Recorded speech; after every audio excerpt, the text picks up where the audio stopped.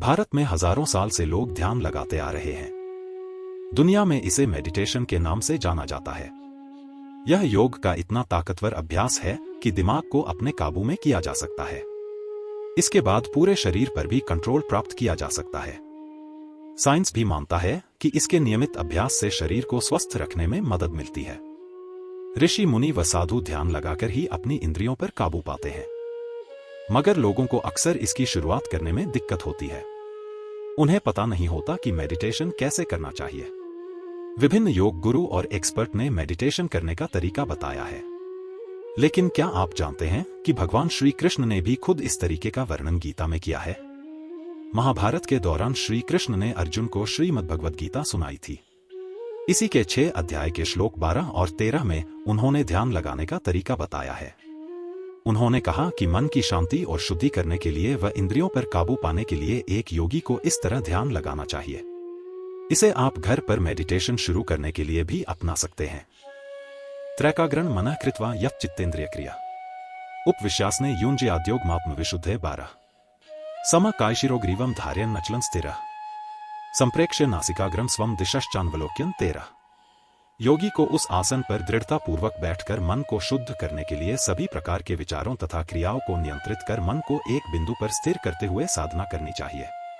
उसे शरीर, गर्दन और सिर को सीधा रखते हुए और आंखों को हिलाए बिना नासिका के अग्रभाग पर दृष्टि स्थिर करनी चाहिए। साधना के लिए आसन पर बैठने का वर्णन करने के पश्चात श्री कृष्ण आगे मन की एकाग्रता के लिए शरीर की उत्तम मुद्रा का वर्णन कर रहे हैं। साधना करते समय प्रायः लोगों में आलस्य तथा नींद की झपकी लेने की प्रवृत्ति पाई जाती है।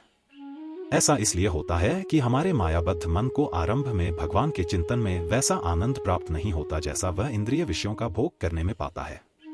इससे मन को भगवान पर केंद्रित करते समय उसके शिथिल होने की संभावना बनी रहती है।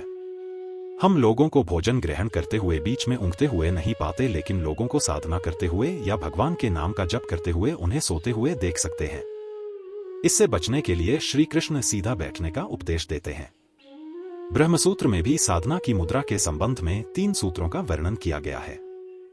आसीनः संभवात, उपयुक्त आसन पर बैठकर साधना करो। अचलत्वम चापेक्ष, सुनिश्चित करो कि आप सीधे और स्थिर बैठे हैं। ध्यानाच्च, ऐसी मुद्रा में बैठो जिसमें मन साधना में केंद्रित रहे। हठयोग प्रदीपिका में साधना के लिए कई प्रकार के आसनों का वर्णन किया गया है, जैसे पद्मासन, अर्ध पद्मासन, ध्यान वीरासन, सिद्धासन और सुखासन। हम साधना की अवधि के दौरान किसी भी ऐसे आसन जिसमें हम सुविधापूर्वक स्थिरता से बैठ सकते हैं का चयन कर सकते हैं। महर्षि पतंजलि ने पतंजलि योग सूत्र में कहा है, स्थिर सुखमासन।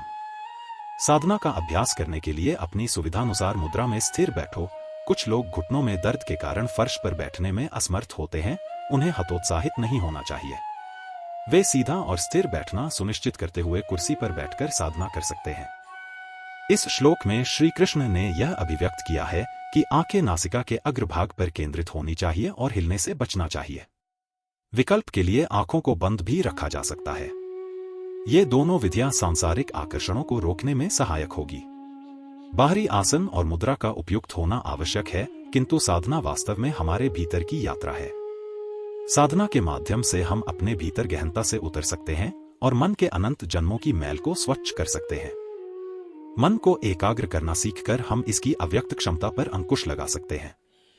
साधना के अभ्यास से हमें अपने व्यक्तित्व को उन्नत करने में सहायता मिलती है, हमारी आंतरिक चेतना जागृत होती है और हमारा आत्मज्ञान बढ़ता है। एक, यह अनियंत्रित मन पर अंकुश लगाती है और कठिन लक्ष्य पाने के लिए विचार शक्ति पर लगाम लगाती है। 2, प्रतिकूल परिस्थितियों में मानसिक संतुलन बनाए रखने में सहायता करती है। 3, जीवन में सफलता के लिए अनिवार्य दृढ़ संकल्प को विकसित करने में सहायता करती है। यह मनुष्य को बुरे संस्कारों और प्रवृत्तियों का उन्मूलन करने और सद्गुणों को उत्पन्न करने के योग्य बनाती है।